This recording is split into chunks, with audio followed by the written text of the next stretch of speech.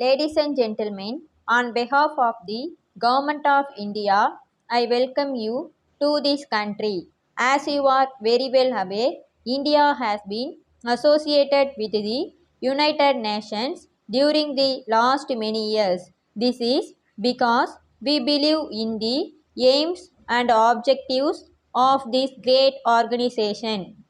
Of course, it is true to some extent that this world body has failed in its endeavors to bring about peace and progress in some parts of the world, but nevertheless, we believed in its usefulness and decided to support it in the hope that satisfactory results will come sooner or later. We are gathered here today to discuss about the various problems faced by the countries in Asia. During the last many years, these problems have been considered in the world context.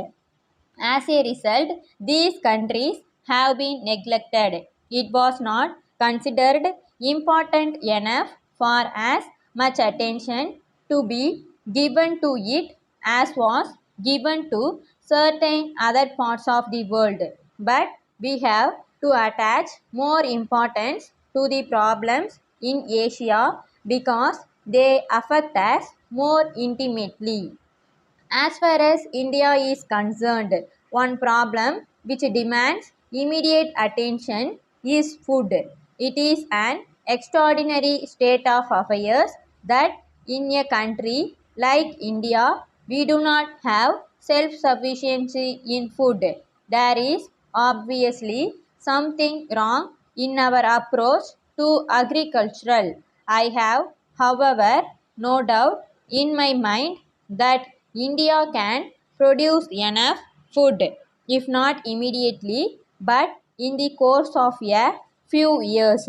But at the present moment, we have to face this problem. Of course, other urgent problems will also come up before you for discussion. Looking at these problems from a long term point of view, it seems to me that various deficiencies have to be made good.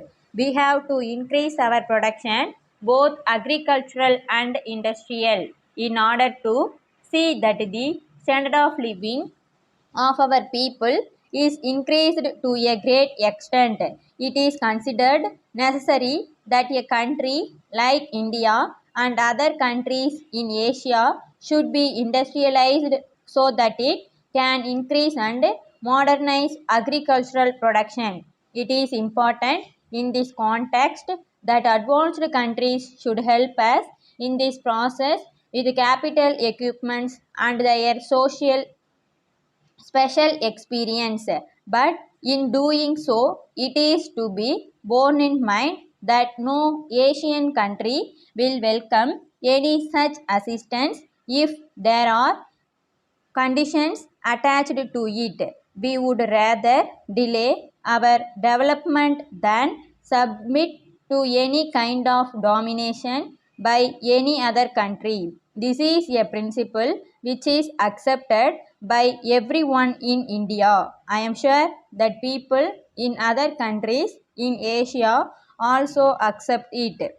Now, I would like to say a word about population in India. A great deal has been said and written about our tremendous population. It is true that we cannot solve any problem if our population growth is not checked efficiently and as quickly as possible. Well, I have no desire for the population of India to go on increasing. I am all in favor of checking this growth.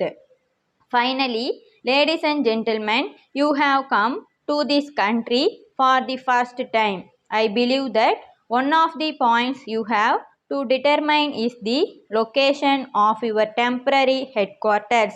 Probably there will be the question of locating the regional office. It is for you to determine, but on behalf of the Government of India, I have great pleasure in inviting you to have your headquarters in India. I once again express my welcome to all of you and wish you success in your endeavors.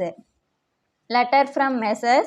Johnson and Company Limited, Madras to Messrs. Patel and Company, Bombay. Dear Sirs, with reference to our order dated 2nd instant, we shall be glad if you will kindly let us know when we may expect delivery of the goods.